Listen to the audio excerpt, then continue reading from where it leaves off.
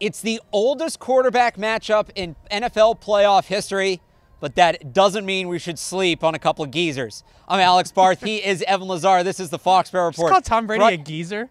Relative to the rest of the NFL, I mean, is he not? That was good. I mean, I liked it. Larry King's a geezer. He's still got his fastball. This is the Foxboro Report, brought to you by 1-in-100. And sponsor. Check out 1in100.co if you're looking for cheap tickets to Patriots, Bruins, or Celtics games. Again, that's 1in100.co. You can check them out today. Yeah, okay, so the term geezer is relative, to be fair. Yeah. But, I mean, two of the oldest quarterbacks in the NFL. It's what, Brady, Rivers, Manning, Roethlisberger, and Breeze, and that's it. Yeah, those are the older ones. Now, I hope if you're watching this video and you follow us, Derek you're Anderson, aware of, I think, is right, up Derek there. Anderson's still in the NFL. Yeah, Like, there's actual, some, starting quarterbacks, though. If you're watching this video, I hope you understand who Tom Brady is. It doesn't make a lot of sense if you're watching this, so you don't. Yeah. But Philip Rivers is the guy the Patriots have only seen 7 times during this run. He's 0-7 against and Tom not a lot Brady. recently. Right. Just they saw him last year, and then but it's before been, that, he had to go back to the playoffs a few years. So before we kind of get into the comparisons from this year and what to look at with Rivers, just give us a quick scouting report. Catch us up. Well, I think that the interesting thing about Philip Rivers is that he doesn't have the world's biggest arm, he doesn't have a cannon, he's not Patrick Mahomes, but he is so good in the pocket, a lot kind of like Brady, but he reminds me a lot, and he reminds me of Belichick a lot, of Ben Roethlisberger. The way he kind of just slithers around the pocket, and he kind of just shrugs off defenders, and he's very tough to bring down. He's a big, sturdy guy in the pocket, and he throws with tremendous anticipation. That's kind of, I think, the big hallmark of Philip Rivers, kind of making up for that arm strength that he doesn't have. He's able to anticipate throwing windows, kind of release the ball early, right? So the guy's crossing across the field. He knows where he's going. He throws it 5 yards before the guy's going to get there, and the guy just runs right into the pass, creates yards after the catch, creates a lot of issues for the defense. His handling of pressure and the way that he throws with anticipation, I think, are the two kind of hallmarks of Philip Rivers. And the first thing Bill Belichick said when he talked about him today was accuracy. Yeah, very accurate. I mean, that's the one thing I'm looking at. There's very little room for this Patriots secondary this weekend against Philip Rivers. You can't give him those windows to throw in right. Yeah.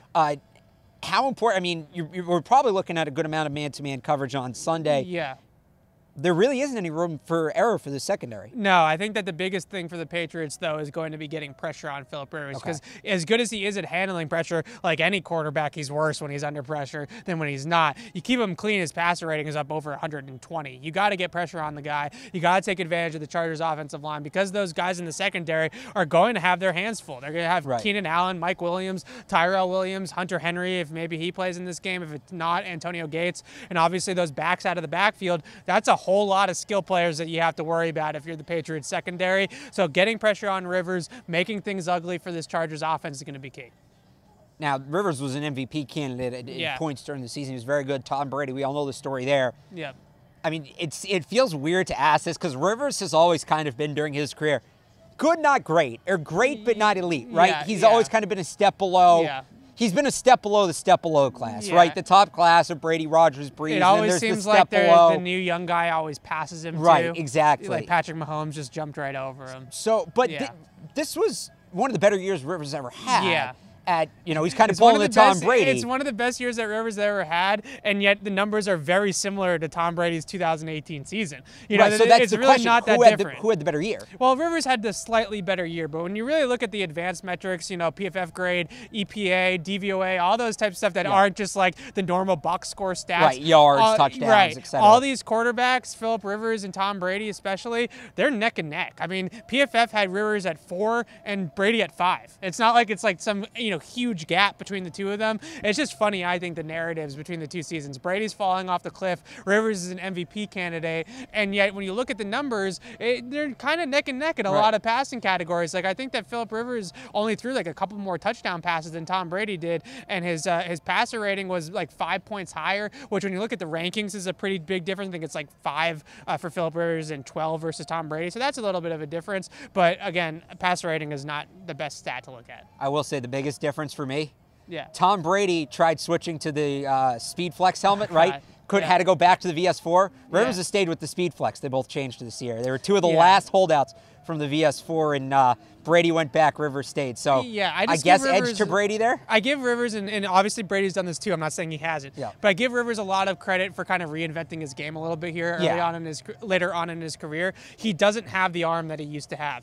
But he's deadly accurate, like you said, and he just throws with great anticipation, and he understands where the pressure is coming from, and he gets the ball out. And I think that's something that, you know, when you play a guy like that, when all 5 receivers are eligible, it's really tough to kind of, you know, who are you going to stop, who's getting the ball. It could be anybody because he's so good at distributing. Well, let's close it on this note then. I wasn't planning on doing this, but given that it is getting towards the end of Phillip Rivers' career, he'll always be tied to Eli Manning, right? That 2004 draft and the trade. What a draft, I think it's safe to say, you look at where Rivers is right now, where Eli is right now, and sure, Eli won 2 Super Bowls, but he had a lot of help. Yeah. Who really got the better of that trade?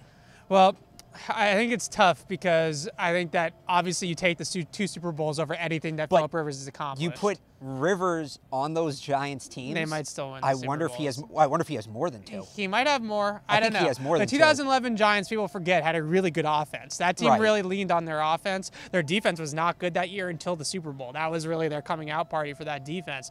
I think that Phillip Rivers and Eli Manning are very equal players. I also think that you could have the same conversation about Phillip Rivers and Ben Roethlisberger. If you switch those 2 guys, you know, how do those careers look? Very similar players.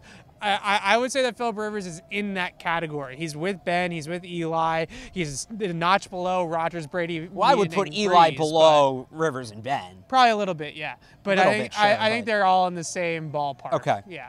What do you think of Rivers? Is he still a threat all these years later? Let us know in the comments down below. Also, who had the better year, Rivers or Brady? You can let us know on Twitter @PatriotCLNS. This has been the Foxboro Report, brought to you by 1in100. Check out 1in100.co for cheap tickets to Patriots, Bruins, and Celtics games. Again, that's 1in100.co.